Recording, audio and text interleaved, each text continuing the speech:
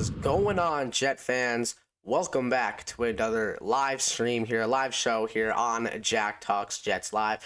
We have a very special 4th of July edition for you today, talking about BREECE Hall and more in this call-in show. Again, call-in link is in the chat. It's the pinned comment in the top of the chat. So call in if you want to. We're going to discuss a lot of BREECE Hall, a lot of wide receiver 2 today. I'm going to cut up some clips and post it on my main channel as well. I did reach out to YouTube actually and see if they can unban me from live streaming on my main account because, you know, I'm 16 basically.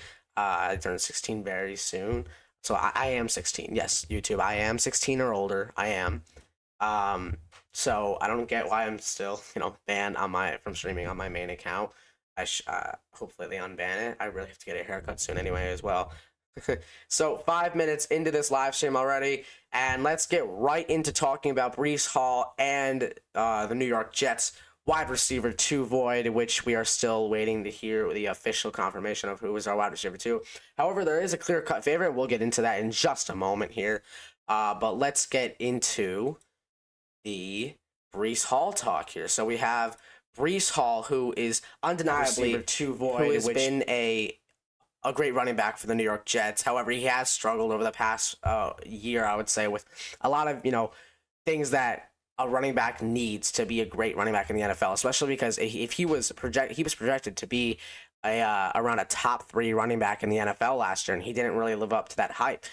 He struggled a lot with his vision. He struggled a lot with his speed last year, which I feel like that ACL tear really declined his speed a lot over the course of the last 2 seasons with BREECE Hall. So hopefully he can get that back on track.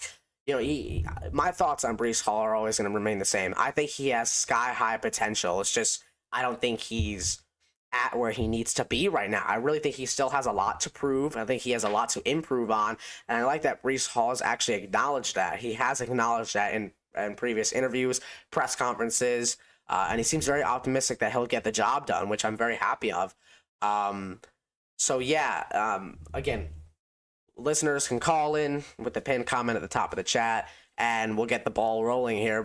Continuing with the BREECE Hall talk, let's take a look at some Take a look at what he said in an interview, actually, not that long ago. You got a month until training camp. How are you going to approach this month and head into training camp? Like I said, just the mentality of coming in every day, working out. Just, I have a caption on my phone that says, "If not me, then who?" So I look at that every morning and I go in and just try to get to work. Can you believe you're heading into your 4th season? No, I can't. It's been crazy. Starting from my rookie year, having a good rookie year and getting hurt and having a good second year and, a down 3rd year from a team standpoint and from an individual standpoint. So now just trying to bounce back and prove that, I can be who I want to be. And when you watch just the little you get to see in the mini camp, and it just seems things are faster and more competitive, and that's kind of how Aaron Glenn says he wants to run practice. Yeah, that's how it is. Can you feel the difference? Oh, yeah, for sure. It's like I said, it's always a healthy competition. We're trying to challenge each other every day, but also get better, help each other get better. Thanks, BREECE. No problem.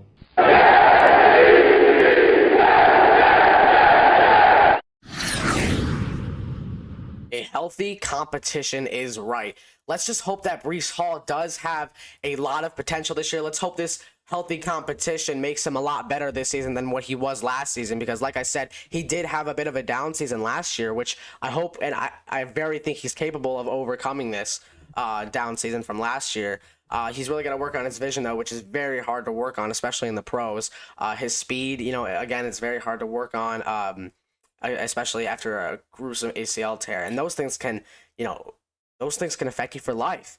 I mean, that type of injury, especially with a knee injury, especially with the running back position, who is arguably one of the most physical, if not the most physical position in all of football besides the offensive lineman, right? So, I just think that, again, it's going to be very hard for him to come back from this, but I do think it's possible, right? Because we've seen time and time again that BREECE Hall does have the potential to be a top running back in the league. We've seen it all, right? We've seen his great runs, like take a look at that Buffalo Bills run from 2 years ago and last season, both on Monday Night Football at home. He was able to find the hole. When he does find a hole and when he does find open space, he's gone. He is one of the best open field running backs in the entire NFL, one of the best outside runners in the entire NFL, one of the best receiving backs in the entire NFL. If he uses that to his advantage, then I think he can be one of the top guys that everybody expects him to be. for the New York Jets. The thing that really gets me though is because the majority of the reason why I think that these trade rumors are swirling is because of his contract. Right, his contract is up by the end of the season, and since he was picked in the second round, that doesn't mean he gets a fifth-year option. So, especially as a running back today, as a running back in the NFL, it's really hard to get re-signed after your first contract with a team, which is why I believe the New York Jets will not re-sign Breece Hall, unfortunately, for his second contract. And I really hate saying that, but I do think it's true. I do not think the Jets will re-sign Breece Hall for a second contract. Now, I'm going to read a little bit of part of an article, according to, let's see, who wrote it, I believe. I'm going to read an article right now. Let's see if I can find the article. I just had it pulled up to me, actually. Give me a second here. Anyway, yeah, but while I'm looking for this, Breece Hall has, I don't think that they will give him another contract just because of the running back market recently and how disrespected really running backs are by the entire NFL. And I really think that it's unfair to a lot of running backs such as Breece Hall, who have showed time and time again they have a lot of potential in this league, but they just can't deliver right now. And that's exactly why I think the Jets will not re-sign him to a second contract. Maybe if he had another year like 2020, like the first half of 2022 or the entire year of 2023, maybe we'd be talking a different story right now. But last season was just not that great for him. So all right, so let's take a look at an article by Joseph Zucker. I'm gonna from Bleacher Report. I'm gonna read part of it right now. So it says, and I quote, "The Jets want to be a run-oriented offense, so it wouldn't have made sense to trade their most accomplished back." This is from Rich Cimini from inside the article from Zucker. Cimini wrote Sunday, "It could be a different story around the mid-season trading deadline. If they fall out of contention, Hall will be a prime candidate to be dealt." So I think that, again, they don't even have to trade him now. They can trade him mid-season at the trade deadline, which I totally think is possible. Unfortunately, like I said, I don't want that to happen. But again, I think that's the hard truth that it might happen. I think it might happen. So the Jets considered. Here's another part of the article. The Jets considered adding that insider added that head coach Aaron Glenn likes backup running backs Braylon Allen and Isaiah Davis. Perhaps one could emerge as a suitable candidate to succeed Hall as the primary ball carrier. Hall's contract is the biggest reason why some doubt remains regarding in his long-term future. He's due to be a free agent there, and a lot of variables to consider when examining both his value and New York's level of commitment. The 24-year-old has yet to eclipse 1,000 yards in a season, and its yards per carry have declined in each of the last two seasons. So those are some major concerns for Breece Hall. Again, he's just one of those players in the NFL that's kind of unpredictable right now. He's kind of a very unpredictable player, a very unpredictable running back, especially.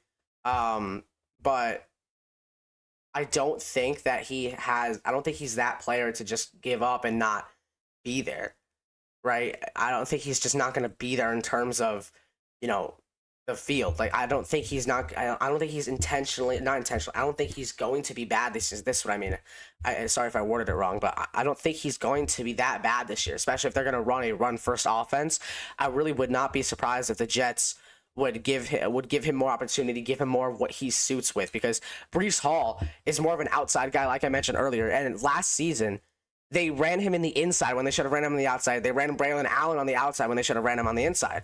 I mean, what are we doing, Nate Hackett? This is why Nathaniel Hackett and Todd Downing, I didn't really like. Todd Downing was a little better, I guess you could say, than Nathaniel Hackett, but Hackett was one of the worst offensive coordinators like I've ever seen in a long time for the New York Jets, arguably worse than Mike LaFleur. Mike LaFleur, looking back on it, wasn't even that bad compared to Nate Hackett. Nate Hackett was just awful for the New York Jets, just awful.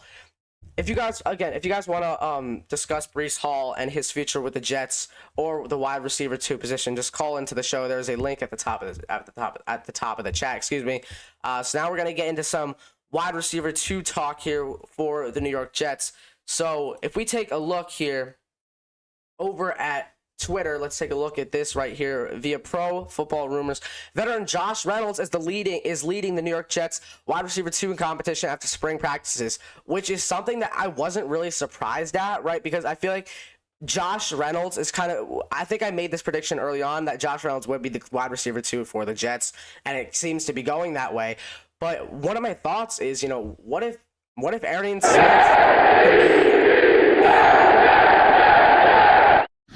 what if Arian Smith can be a candidate for wide receiver 2? Especially if, he's this kind of speedster wide receiver who, again, would match well with a lot of the short and mid-term routes for a receiver, and I could totally see Arian Smith kind of stepping up to the plate a little bit to be the receiver too. Although I don't really expect it, I don't expect much out of Arian Smith this season with the amount of desperate levels we are right now for wide receiver too. I wouldn't be surprised if Arian Smith somehow gets there, but again, I'm not expecting it. Now, here's an interesting receiver that not a lot of people are talking about. Malachi Corley.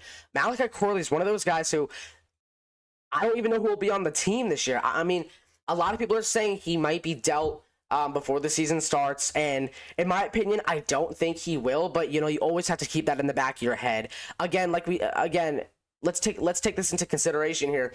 Aaron Glenn and Darren Muji did not draft Malachi Corley, which can take a toll on his, place on the team, right? If Robert Saleh was still the head coach, I wouldn't have a doubt in my mind that Malachi Corley would still be a Jet this season. But again, Glenn wasn't the one that drafted him, and coming out of a disappointing season for Malachi Corley, I don't know if Glenn will tolerate that. Maybe he'll be dealt before the season starts. I hope not. I'm really looking forward to seeing the full potential for Malachi Corley. I would really like to see that in the future. Get him a little bit of, those RPOs, short passes, jet sweeps, everything like that. I think honestly that's kind of what suits him best. If you take a look especially at that, if you look at that disastrous play where Matt Corley dropped it in the end zone, like, I'm not showing you that he's able to be elusive in the backfield and have all of that room to run. He's a very open field receiver, I guess you can say. I guess you could say he's a really open field receiver that you can get the ball to on short passes, RPOs, jet sweeps, like that kind of thing. I don't think he's this kind of a receiver to run a deep ball or a medium route. I think he's a very short guy, like in terms of short, short route running guy. He's a very, handoff guy. Like, he's a very, elusive guy. I think he's a very good receiver to have in the backfield. Like, one of my things that a lot of people don't agree with is I could see him becoming a bit of it like a Jameson Williams or a Deebo Samuel kind of, right? Take a look at 2021 Samuel, right? He was in the backfield a lot. Samuel was in the backfield, used for a lot of jet sweeps. So I wouldn't be surprised if, Malachi Corley was dealt for, or was compared to, is going to be compared to Breece Hall, or not Breece Hall, excuse me, Deebo Samuel. Right, because I feel like Samuel, like I said, he's very, very good at being in the backfield, especially as a wide receiver. He would take a lot of handoffs, take a lot of jet sweeps, and I think that's exactly what Malachi Corley needs. And if Corley will step up to the plate, I think he's bound for a breakout year. I really think he's bound for a breakout year if he just steps up to the plate and he lives up to what the Jets hoped they were getting out of Malachi Corley. And the reason why, we already spoke about how I believe that he's a good comparison to Deebo Samuel. Now I want to talk about how I think he's a good comparison to Jameson Williams, because Jameson Williams, if you take a look back at Williams' rookie season or early on in his career, he didn't really have a good space with the Lions offense. He was kind of lost in the sense of that he didn't really have a specific role in the Lions offense, which was really catastrophic for him, because all of this potential that Jameson Williams has and now shows with this Lions offense could exactly be what Malachi Corley needs, right? Corley could be that receiver where he doesn't have his place in the offense yet, but gets it. He gets it eventually this season and finds it. Like I said, feed him the RPOs, feed him the jet sweeps. That is going to be his role this season. I guarantee he will be a beast at it if the Jets just use him right. If Tanner Engstrand just uses him right, I guarantee you Corley will be maybe even the wide receiver 2 by the end of the season if he really steps up, and if the offense of Tanner Engstrand can really use him to his full potential. I really do believe. I am a Malachi Corley believer. I really do think that Corley has the potential to be the wide receiver 2 by the end of the season. Obviously, we already know that Josh Reynolds is going to be the clear-cut favorite right now for the wide receiver 2 position. But Corley, I wouldn't be surprised if if the offense just uses him right, he will be the wide receiver 1 or the wide receiver 2, excuse me, by the end of the season. It's not even me that is concerned about Malachi Corley. A lot of people are really concerned about Malachi Corley right now, like especially Rich Samini right now, who, take a look at this tweet here. You see pressure is on Malachi Corley after a disappointing rookie year. Roster spot is no gimme.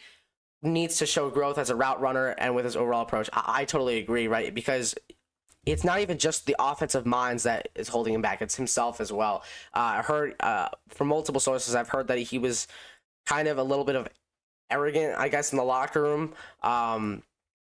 I think his attitude needs to change a little bit more as well. Obviously his route running, as Samini said, and I think that if he's just used right, then he's getting it's a puzzle, right? It's think of it as like a puzzle. You got to put all the pieces together in order for it to be a perfect puzzle, right? The same issue here with Malachi Corley. You have to put the pieces together in order for this guy to be great. That's the same that goes for every single NFL player in the entire NFL. You have to put all the pieces together in order to be successful in the National Football League. That's just how it is. If you can't, let's say, like, let's use Malachi Corley as an example. If you're not disciplined, if you aren't used right, if you can't run routes, the pieces aren't together, you're not going to be on a team within the next year or two. If you get those pieces together, if you're used right, if you're disciplined, if you can run routes, then you're all set. You're all set. I think that's the same thing with again, Jameson Williams. I think Jameson Williams and Deebo Samuel, I will ride or die on a perfect comparison to Malachi Corley. I really do. I think that both of those guys truly show what the potential of Malachi Corley is, especially in play style. Deebo Samuel for sure, but in comparison to like the situation wise, Jameson Williams is probably where I'll go. So that's why I kind of compare those two in terms of play style.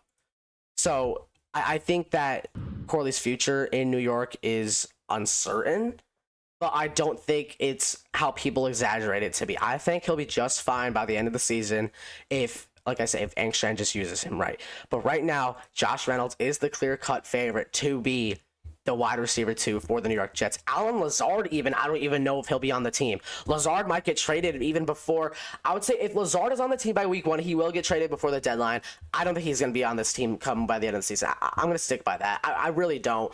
I don't think there's really a place for him anymore. He led the team in drops last season. He was awful. His hands were absolutely awful.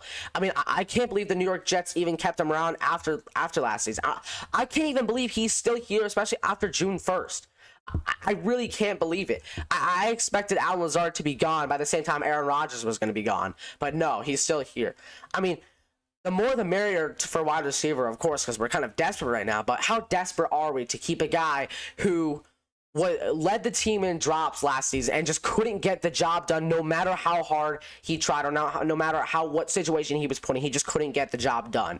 I mean, I guess you could say his best games were week 1 or week 3 against the Niners and the Patriots, but those weren't even that great. What did he have in week 1? Just that one touchdown catch? What did he have in week 3? Just that one RPO touchdown pass? I mean, or that one bubble screen touchdown pass? I mean, really, can you name any other Allen Lazard moments from this past season? I can't. I can only name those two, and I mean, that just shows that he's just not wide receiver 2 caliber in the NFL anymore. Maybe he was when he was with the Aaron Rodgers in the Packers in 2020, and that just shows you as well, like, a good comparison, or not comparison, a good reason why, or a good example that Allen Lazard is really only productive when he's with Aaron Rodgers. And if he's not with Rodgers, he's not really productive. Like, take a look at that 2023 season. Lazard didn't really do anything. He had one touchdown the entire season without Rodgers, with Zach Wilson, with Tim Boyle, with Trevor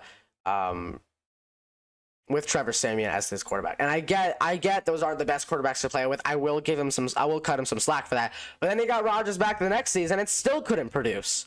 And he still could not produce. I mean, how could you expect to be the wide receiver 2 on an NFL team if you cannot produce anything? I can't imagine that he's even still here again after the trade deadline if he is here come week 1 time. I just can't believe that. So, anyways, thank you all so much for tuning in to today's live show. If you liked it, make sure to hit the like button. If you are new, make sure to hit subscribe to the live channel And we will see you all Monday for another live stream. And go check out, there's going to be a video coming out today or tomorrow, depending on if I get back from 4th of July early, because I'm going over my grandparents for 4th of July today. I'm so excited. I want to wish everybody a happy 4th of July today. Happy America Day. And I will see you